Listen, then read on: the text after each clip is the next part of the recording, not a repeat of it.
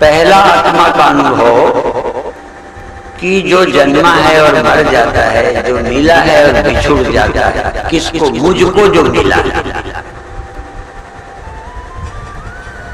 उसको मैं न समझा।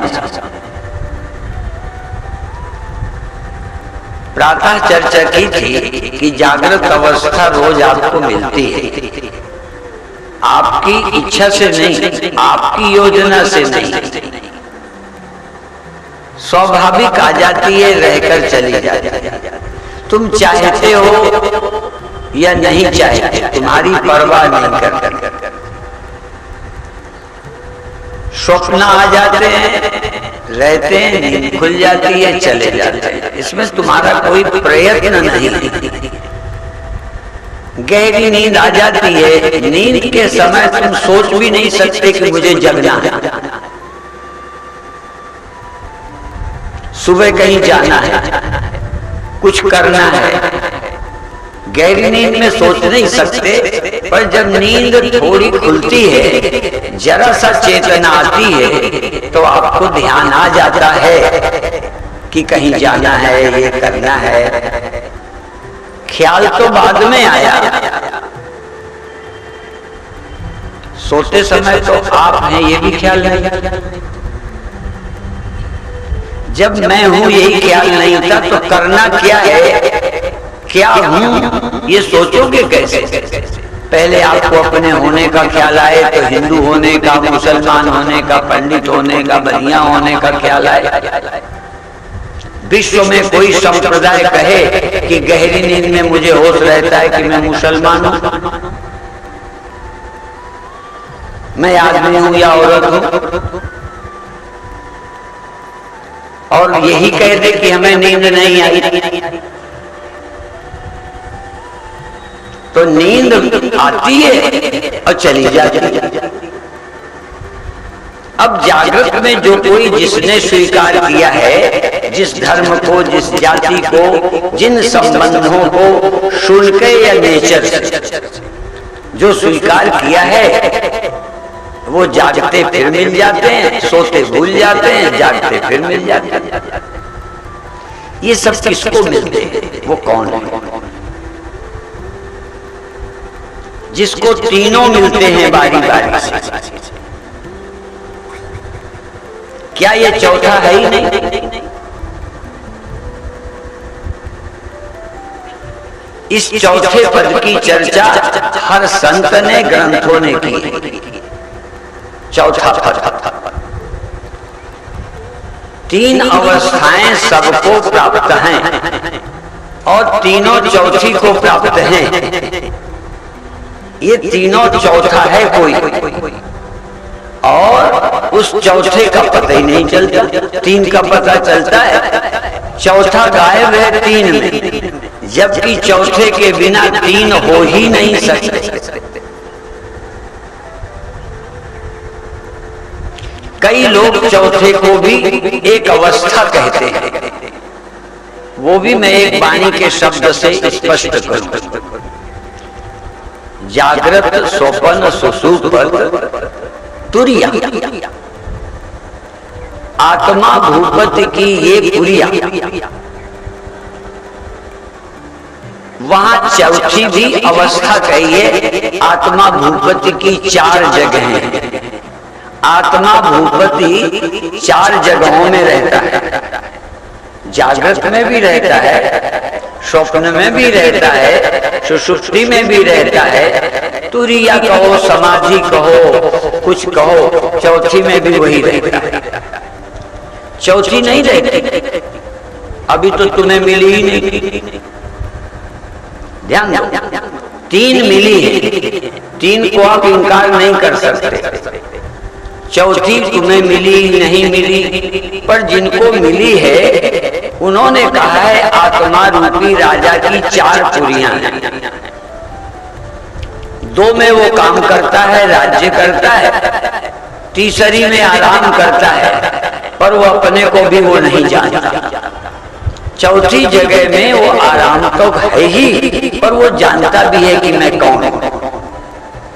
राजा अपने राजापन को पा लेता है, आत्मा अपने आत्मापन को पा लेता है। जागृत स्वप्न में अपने आत्मापन को अपने करते हुए बिजी रहता है। जागृत में बिजी, स्वप्न में बिजी, अपने को भूल करके रहते हुए राजा है तो पर राजा व्यस्त है। इसी को जीवन समझ लेता है। इसी अवस्था की उपलब्धियों को मैं मान के बैठ जाता है। सुषुप्ति में विश्राम करता है। विश्राम माने सोता है। उस सोने में न वो राजा है, न महाराजा है, न कोई दोस्त है, न दुश्मन है, और न राजा को अपने राजा होने की खबर है। दो में भी राजा नहीं रहता। जागृत में भी आत्मा न होकर देह बनकर रहता है। आत्मा रूपी राजा आत्मा होके जागृत में भी नहीं रह रहा, स्वप्न में भी नहीं रह रहा, और सुषुप्ति में तो बिल्कुल ही बेखबर होता है। आत्मा राजा है सबका, ये चौथी अवस्था में जानता है। और जब ये अपने को राजा जान जाता है तो जागृत में भी है, स्वप्न में भी है, फिर राजा ही बना रहता।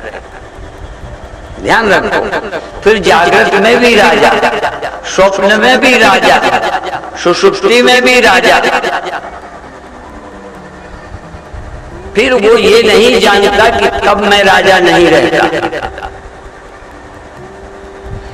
पर ये अनुभव जागृत में करता है कि सुषुप्ति में भी था मैं, स्वप्न में भी था मैं, समाधि में भी था मैं।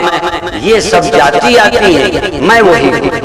ये जब समझ लेता है, इसी का नाम तुरीय की प्राप्ति है, इसी का नाम आत्मा की प्राप्ति है। जब ये क्लियर हो जाए कि ये चेंज होती हैं, ये आती जाती हैं, मैं नहीं।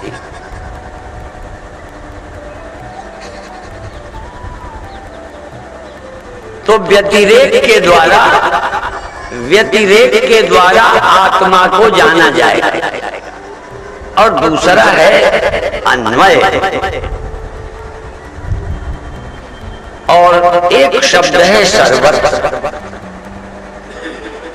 ये तो जागृत में आप, स्वप्न में आप, सुषुप्ति में आप, समाधि में आप ये जाती हैं, मैं नहीं जाता। इससे सिद्ध हुआ मैं सदा हूं, ये सदा नहीं। सदा हूं ये तो सिद्ध हो गया, पर सर्वत्र हूं ये कोई विश्व का संप्रदाय। देखो, सिद्ध हम न कर पाए, तुम न समझ पाओ, ये बात अलग है, पर हमारे ग्रंथों ने सदा जो है उसी को सर्वत्र है माना है, और जो सर्वत्र है वही सदा है माना है। जो सर्वत्र है वही यह आत्मा है, और यह जो आत्मा है यही सर्वत्र है। ये वेद का, गीता का, भागवत का उद्देश्य। हमें अनुभव नहीं हो। जरूरी थोड़ा है कि जो ऋषियों को अनुभव हुआ तो मैं हो जाए, ना हो जाए, पर और कोई मजहब विश्व का कोई ये नहीं मानता। आत्मा और परमात्मा को, आत्मा और ब्रह्म को एक नहीं मानता।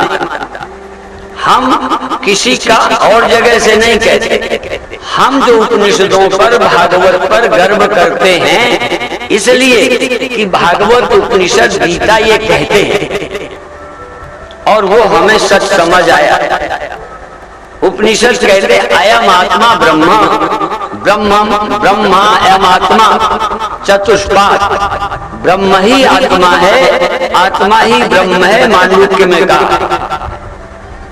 हम अपनी ओर से नहीं कहते, हम कल्पना नहीं करते।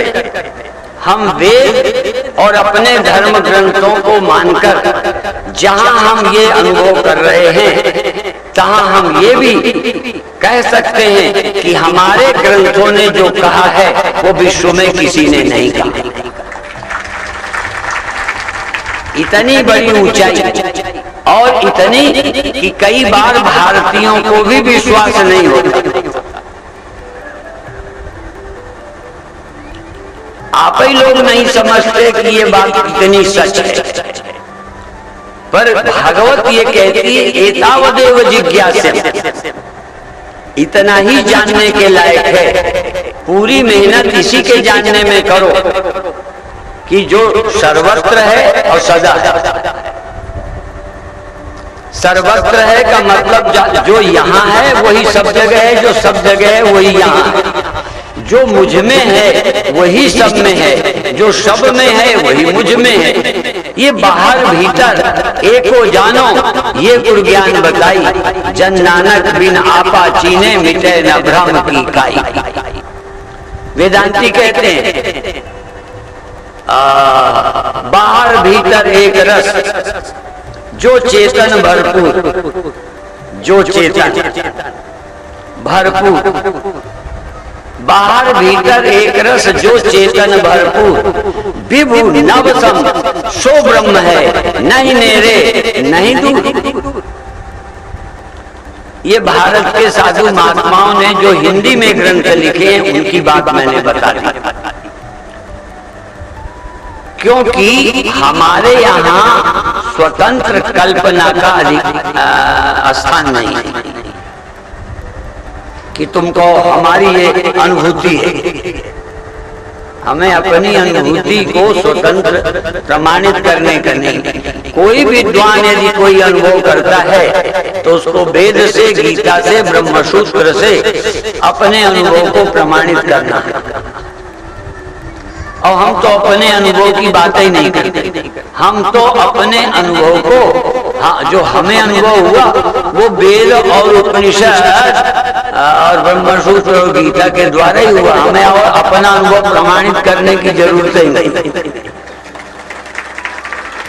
हम तो उन्हीं के द्वारा जाना है, हमें क्या जरूरत है। जो कहते हैं हमने जाना है स्वयंभू, जो स्वयं अपने को कहते हैं हम रिसर्च करते हैं। वैसे तो रिसर्च का भी अर्थ ही होता है जो पहले जाना गया है उसी को तुम खोजो। जो छिपा हुआ है उसी को जानने का नाम रिसर्च है। री का मतलब है सर्च, रिसर्च। जो पहले खोजा जा चुका है, इसलिए वेदांत का अर्थ है वेदांत, जो अंतिम सत्य पहले ही वेद जान लिया गया है उसी को फिर से खोजो। उन्होंने खोजा था, तुम खोजो। सहारा भी उनसे ले लो, आसान हो जाएगा। नहीं, मैं को ब्रह्म समझने में तुम्हारे बाप भी सक्षम नहीं हो सकते यदि उपनिषद का सहारा न।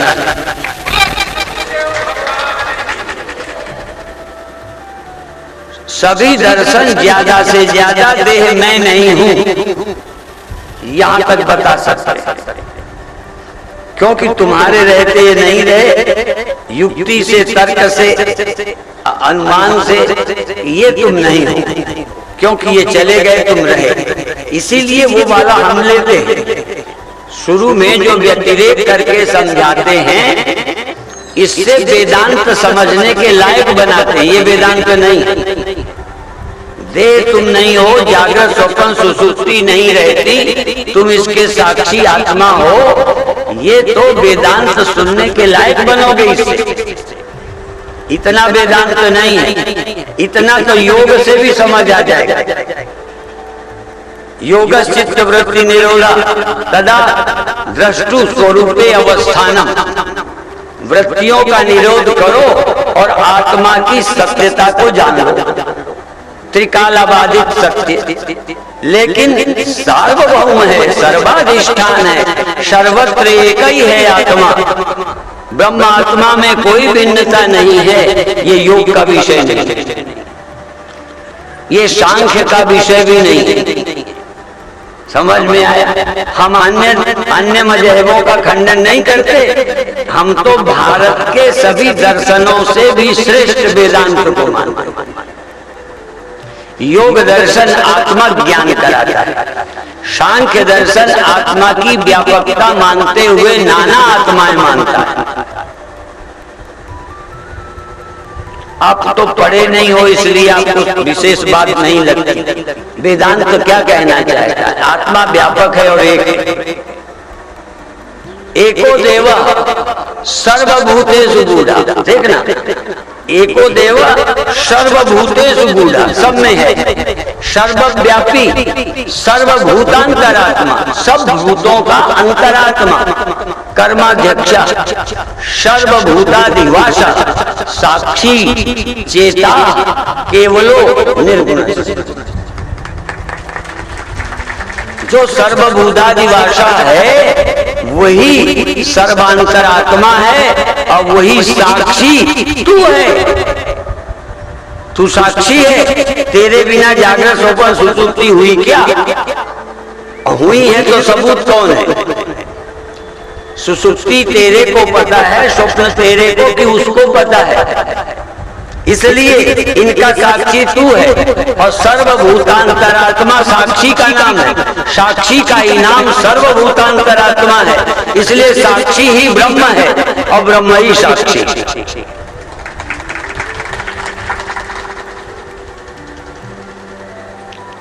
यद्यपि मुझे पता है कि मेरी सरलता के कारण आप सुन रहे हैं, मुझे ये भी पता है कि इसका लाभ तुम्हें जल्दी होता नहीं है, ये सब पता है, पर मैं सोचता हूँ ये विद्या धीरे धीरे लुप्त ही ना हो जाए, इसलिए कोई तो इसे कहे, क्योंकि कोई कथावाचक इसके कहने की हिम्मत सभा में नहीं जुटाता। दो चार विद्वानों को बिठाकर कमरे में पढ़ाता। ये विद्या इतनी कठिन है, आपकी समझ से बहुत ऊपर की है, ये धंसती नहीं।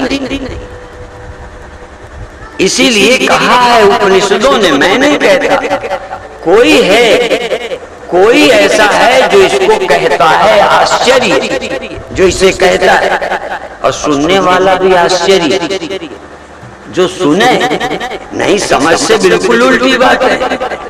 सारी दुनिया की समझ कुछ है, उपनिषद कुछ कहता है, तो कहने वाला हिम्मत जुटाए, ये भी आश्चर्य है। नहीं, कौन झंझट करे, ऐसी बात कहे जो तुम्हारी समझ में ना आए, खोपड़ी चटवाए, विरोध ऊपर से सुने, सूलियों पे लटके, सूली पे लटकाए गए हैं आम ब्रह्माष्टमी कहने वाले, और समझने वाले भी साथ नहीं देते उनका कि ये तो पागल हैं, इनके साथ हम क्यों बर्बाद हो। और तो आश्चर्यो वक्ता, वक्ता भी आश्चर्य, श्रोता भी। श्रोता वैसे तो आता है नीति में एक जगह, अप्रिय से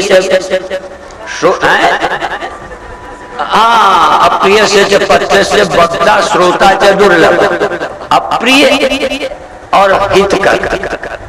मैं यहाँ कहूंगा अप्रिय और सत्य।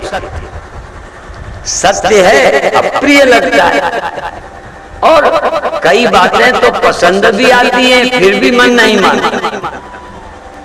तुम अमर हो ये पसंद है ना, मरना पसंद है, तो तुम नहीं मरने वाले हो ये बात तो बड़ी पसंद की है, तुम तो दिन रात चाहते हो, फिर भी अमर हो ये कैसे मान लो, सदा रहते हो ये कैसे मान लो। और देखो बड़ा होने की कोशिश लगी बड़ी, सारी जगह मेरा नाम हो, सब जगह मैं मेरा वैभव हो, व्यापक होने में, राजा व्यापक होने में, मुखिया व्यापक होने में, सब बड़े होने में, व्यापक होने में, विस्तार में लगे, सब ब्रह्म होना चाह रहे, बड़े से बड़े भगवान होना चाह रहे, पर प्रैक्टिकल होने में कठिनाई अनुभव कर रहे, लगे उसी में, और करने के बाद हो नहीं पाते। इसलिए हम लोग ये मानते हैं कृपणा फल हेतवा, कर्म द्वारा तुम व्यापक कैसे हो जाओगे। देखो कर्म से जो हुए वो भी बता दें, कर्म से हम काफी बड़े हो गए, व्यापक हो गए नहीं। जब जन्मे थे कहाँ के थे, पढ़ते थे कहाँ के थे, किस जाति परिवार के थे, अब देखो हमें कितने लोग जानते, कितने के गुरु हो गए, कितने हमारे हो गए, कितना विस्तार हो गया। विदेशी भी, देशी भी, जाति वाले भी, विद्वान भी, अभी तमाम लोग हम देखो विस्तार हुआ ना मेरा, लेकिन पूरा हो गया। प्रचार से भी, कर्म से भी, मेहनत से भी सब कुछ हम नहीं हो सकते। सब कुछ हम सब कुछ। और उपनिषद में कहता है उसने अपने को ब्रह्म जाना, सबसे पहले उसी ने जाना। जब उसे होश आया, सोया रहता है ब्रह्म, वहां जड़ चेतन का भेद नहीं रहता, वहां प्रकृति पुरुष का भेद नहीं रहता, वो जड़ चेतन नहीं। इसलिए जिसको तुम चेतन समझते हो ये तो पैदा हुआ चेतन। रामायण आप उठाइए, मुझे पूरा याद नहीं, राम की महिमा गाते हैं जिससे जड़ चेतन गुण दोष में विश्व की करता। जड़ और चेतन दोनों किए गए और राम से वो याद नहीं, चूंकि मैं रामायण ही नहीं हूं। नहीं, वो तो एक प्रकरण हो गया ना, सकल राम मैं जान। जड़ चेतन, जड़ और चेतन गुण दोष विश्व की। तो चेतन किसने किया? जिसने जड़ किया, अर्थात जिसको तुम चेतन समझते हो वो पैदा किया गया। या जीव और जगत, जीव जगत सकल राममय जान। जीव और जगत सब राममय है, माने बिना राम का ना जीव है ना जगत है। इसका मतलब जीव और जगत से राम विलक्षण है। तो राम चेतन है क्या? फिर चेतन तो राम से हुआ, जड़ भी राम से हुआ। राम क्या है? चेतन की जड़। जैसा चेतन तुम समझते हो ऐसा चेतन राम नहीं। समझ में आ रही है बात? हम असल में उस चेतन को जानते हैं जहां जड़ चेतन दो है, और राम ऐसे चेतन है जहां जड़ चेतन दोनों एक ही है। वहां जड़ता नहीं, चैतन्यता विशेष नहीं। अग्नि क्या है? जहां आग नहीं। असली आग जानते हो? जो आग पैदा नहीं हुई उसका नाम, उसको तुम मिले हो कभी? तुम तो उस आग से परिचित हो जो पैदा हुई, ठीक है ना? तुम आग किसे कहते हो? जिसमें रोशनी है, दाह तत्व। और जहां रोशनी दाह तत्व नहीं है वहां आग नहीं। लकड़ी में नहीं, पत्थर में नहीं, बोलो है।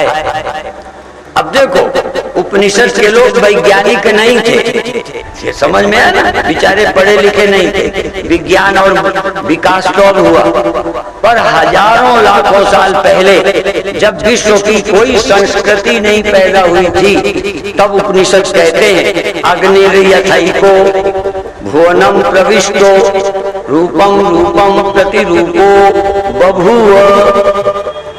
एक अग्नि ही यथा एका, जैसे एक अग्नि, अनेक नहीं। तुमने एक अग्नि देखी है कि अनेक देखी? अनेक देखी। एक तो दिखती ही नहीं, देखोगे कैसे? एक दिख जाए तो दुनिया ही न रहेगी।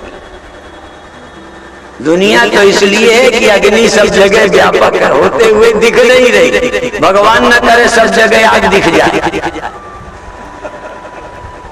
सब साफ। थोड़ी बढ़ाई जाए तो आफत बच जाती है।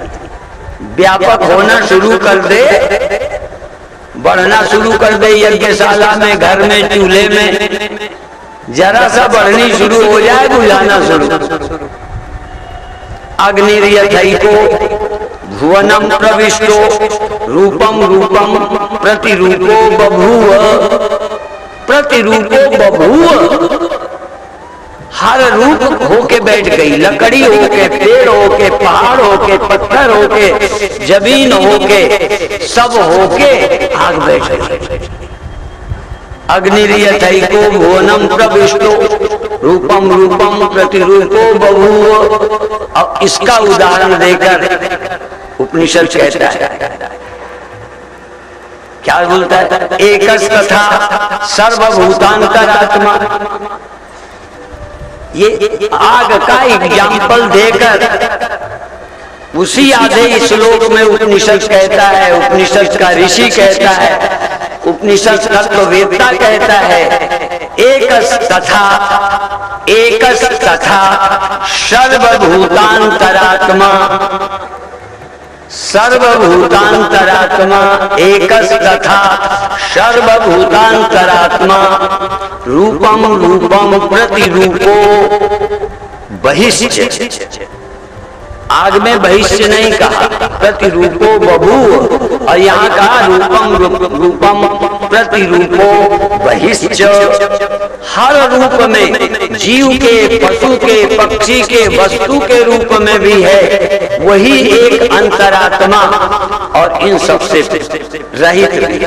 प्रतिरूपो बहिश्च, जहाँ रूप नहीं वहाँ वही है, हर रूप में वही, अरूप भी वही। अब देखो, ये है अन्वय, ये नहीं है, ये नहीं है, ये नहीं है, ये है व्यतिरेक। और सर्वरूप वही है और सर्वरूप से रहित भी वही है, ये है अन्वय। उसके अतिरिक्त कोई और नहीं है।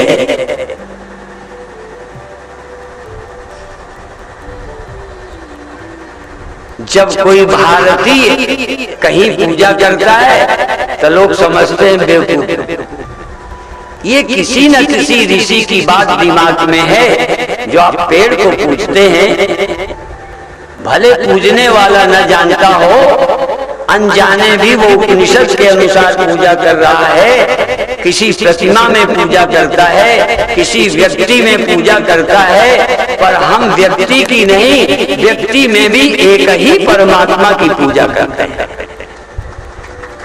एकस तथा सर्वभूतांतरात्मा, रूपम रूपम प्रतिरूपो बहिश्च।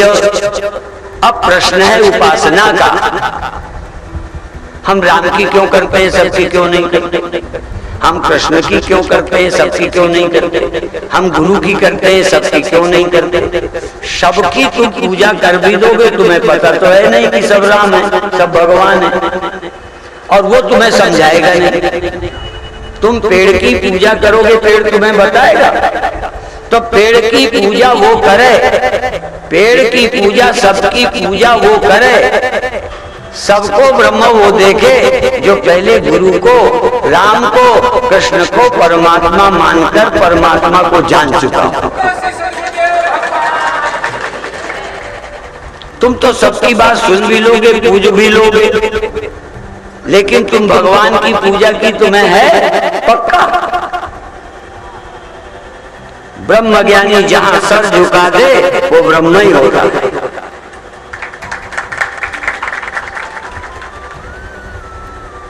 ब्रह्म ज्ञानी की नजर है, वृत्तिम ब्रह्ममयीं कृत्वा, वृत्तिम ब्रह्ममयीं कृत्वा पश्येत ब्रह्ममयं जगत। ब्रह्म ज्ञानी ब्रह्म ज्ञान, ब्रह्म की वृत्ति करके सबको ब्रह्म देखता है, उसको देखना आता है।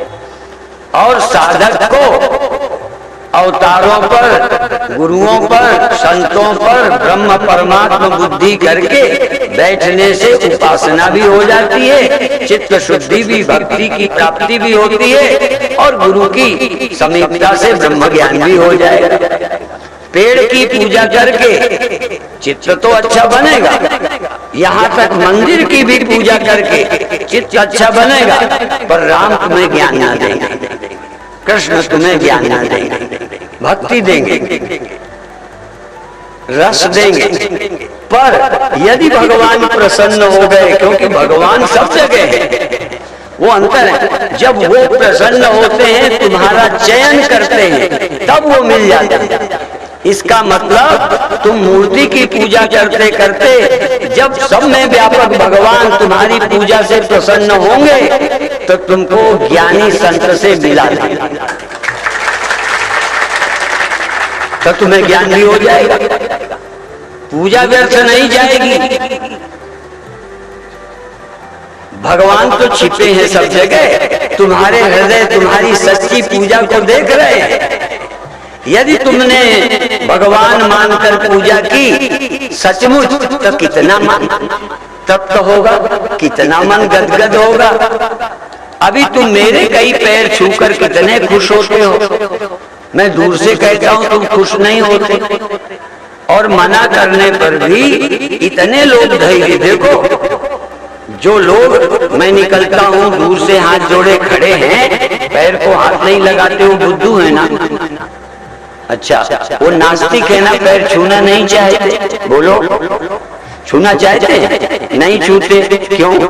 वो धैर्य है उनके अंदर, चाहते हुए नहीं छू रहे। और तुम समझते हो ये बुद्धू है, तुम कहीं ना कहीं से हाथ डाल के बिना पैर छुए मानते नहीं, माने तुम ज्यादा बुद्धिमान। इसी का नाम है नियम तोड़कर चोरी करना, चाहे धन की, चाहे स्त्री की, चाहे और किसी चीज की। अरे भाई, जो नियम बना उसी के अनुसार छू लो, नियम है तो ना छू। चार को देख रहे हो बेचारे खड़े हैं, तुम अपने को मानते तो बेचारा बुद्धू है, मैं कर लूंगा। तो जो लोग पूजा कर रहे हैं वो बुद्धू हैं। सच्चे मन से उपनिषद का ये भी है कि जिसको वो वर्ण कर लेता है अपने मिलने के लिए, अपने ज्ञान देने के लिए, जो छिपा हुआ है वो वर्ण कर लेता है, वो 1000 तरीके से तुम्हें ज्ञान दे देगा। इसलिए भक्ति से, पूजा से, आराधना से वो प्रसन्न होता है, वो प्रतिमा में नहीं है ना। जो सर्वभूतांतरात्मा है, जड़ चेतन सब में है, प्रतिमा को छोड़कर रहता है। पूछना जरा किसी से, जो पहाड़ में रहता है, पेड़ में रहता है, वो प्रतिमा से परहेज करता है, और जिस रूप में आकर उसने अपने को व्यक्त किया है उस रूप में नहीं रहता। और उस रूप में जब आप सचमुच भगवान की तरह पूजा करोगे, सच्चे मन से करोगे, तो आपकी तृप्ति पहले ही होगी। जिसको पूजा में तृप्ति नहीं, वो पत्थर पूज रहा है, आंखों से देख के पूजा कर रहा है, हृदय नहीं है उसके पास। यदि हृदय होता, हृदय होता तो देखता कि मैं भगवान की पूजा कर रहा हूं। और जो भगवान की पूजा कर रहा है उसमें भी भगवान देख पाया है। भगवान कहेंगे अब तेरे को मैं वो नजर दूंगा कि जहां अभी तू नहीं देख पाया वहां भी मुझे देख पाएगा। ये सब जगह देखने की नजर भक्ति के बाद मिलती है। और ये कितने बार सुना है कि भगवान, देखो भगवान प्रसन्न होते हैं तो ज्ञानी संत को मिला देते हैं, और ज्ञानी संत प्रसन्न होते हैं तो सब जगह रहने वाले भगवान को मिला देते हैं। ऐसे ही नहीं, और सब जगह जो रहने वाले भगवान को मिला देता है। देखो कभी कभी भगवान दोनों काम कर लेते हैं, गुरु का भी कर लेते हैं, भगवान का भी कर लेते हैं। कृष्ण भगवान यही करते हैं, गुरुवाई भी कर लेते हैं। कृष्ण भगवान ने अर्जुन को कह तो दिया, क्या कह दिया? श्रद्धावान लभते ज्ञानम तत्पर संयतेन्द्रिया। अब ये कहकर तुम जाओ, श्रद्धावान ज्ञानियों के पास जाएगा तो ज्ञान हो जाएगा। सीधा नहीं कहा मैं ज्ञानी, ठीक है। और बीच में क्या कहते हैं? यो माम पश्यति सर्वत्र। अब सर्वत्र दिखाने का काम गुरु का है। देखो इसलिए भगवान अवतार भी है, गुरु भी है। इसलिए ये श्लोक मैं जरूर बोलता हूँ। वसुदेव सुतम देवम कंस चाणूरमर्दनम देवकी परमानंदम कृष्णम वंदे जगत गुरु। कृष्ण जगत गुरु है, अर्जुन के गुरु भी हैं। जो व्यापक बताए वो गुरु का काम है ना, तो गुरु का काम कर रहे हैं कि नहीं कर रहे? जो मुझे सदवस्त्र देखता है। अब देखो, एक जगह खड़े होकर अपना स्वरूप बता रहे हैं। जो माम पश्यति सर्वत्र सर्वं च मयि पश्यति तस्याहं न प्रणश्यामि स च मे न प्रणश्यति। जो मुझे सब जगह देखेगा मेरे बाहर कब जाएगा? कहां मैं ना मिलूंगा उसे? जो मुझे एक जगह देखेगा, ये शुरुआत है। जो एक जगह भी नहीं देख पाया, ना गुरु में, ना भगवान में, ना मंदिर में, वो सब जगह कैसे देखेगा? जिसकी एक भी माँ नहीं है, जो माँ देखना ही नहीं जानते कुत्ते,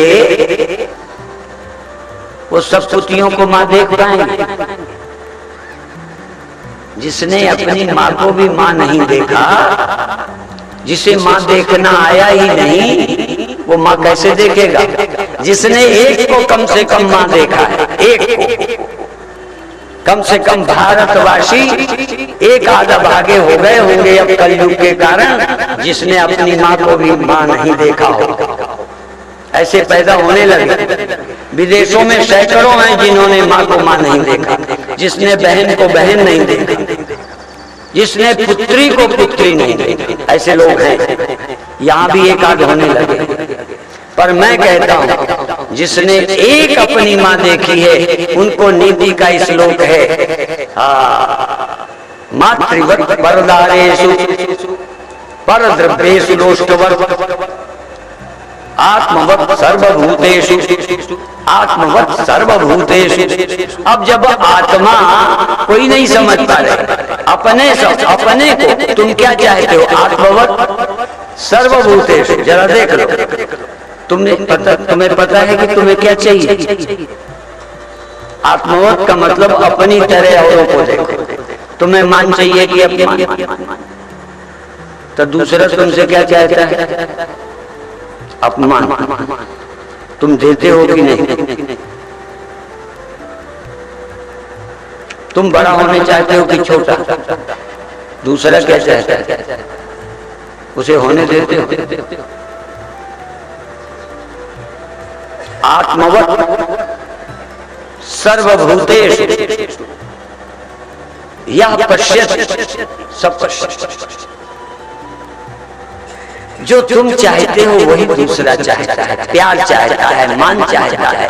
गलती हो जाए तो बदनामी नहीं चाहता। तुम चाहते हो ना बदनामी? झूठ नहीं बोलना, तो दूसरे की बदनामी करने में इंटरेस्टेड हो के नहीं। मौका मिल जाए तब पूरी अखबार छपवा दो, 50 को बताया वो ऐसी है, वो ऐसा है, इसमें रस। तुम्हारी निंदा हो तो रस लेते। कबीर साहब ने जरूर कहा कि मेरी निंदा करो, निंदा मेरी माता है, निंदा मेरा पिता है, निंदा मेरी सफाई करने वाला है, अपने जबान से मेरी गंदगी साफ करता है। कभी और जब ये समझा तो औरों की तो और नहीं करते। उन्होंने कहा निंदा करने वाले को कुटी बना के पड़ोस में रखो, और तुम क्या कहते हो? आग लगा के पड़ोस से भगा दो। समझ लो। तो सब में अपने समान, अभी आत्मा नहीं समझो, अपने समान, आत्मवत अपनी तरह सब। जो तुम चाहते हो वो चाहते हो सकता है तुम ज्ञानी हो गए हो कबीर साहब की तरह, तो तुम ना भी चाहो मान, है तो कठिन, तब भी तुम दूसरे को अपमान दोगे क्या? कबीर साहब किसी का अपमान करते हैं? सत्य बताने को कई बार पंडितों की बात की है। हाँ, कर्मकांडियों की, छुआछूत वालों की बखिया उधेड़ी है बहुत। हाँ, पर उनका उद्देश्य सफाई है, निंदा नहीं। जब मेहतर निकलता है और गंदगी देखता है तो साफ करता है, अपने हाथों से झाड़ू से साफ करता है। वो न देखे तो साफ कैसे करे? साधु यदि देखता है तो उसका लक्ष्य सफाई है, और तुम जब देखते हो तो तुम्हारा उद्देश्य उसकी तौहीन है। फर्क समझ लीजिए। तो आत्मवत् सर्वभूतेषु यः पश्यति सब पश्यति, सबको अपने समान, मातृवत् परदारेषु, दूसरे सबको मां समझो। देखो, एक को पता नहीं समझो, एक को ये जानते हो, आपकी काम वासना को निकालने का और सृष्टि चलाने का एक रास्ता, और बाकी को मां समझो। और कुछ दिनों के बाद जब थोड़ी जवानी ढल जाए तो उसको भी मां बना लो। आर्य समाज मानता है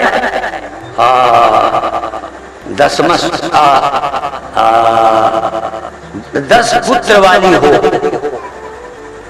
10 पुत्र वाली हो पत्नी के लिए वेद में तू 10 पुत्र वाली हो, हम दो, हमारे 2 वाली नहीं, 10 पुत्र वाली हो और 11वां पुत्र मुझे बना दे।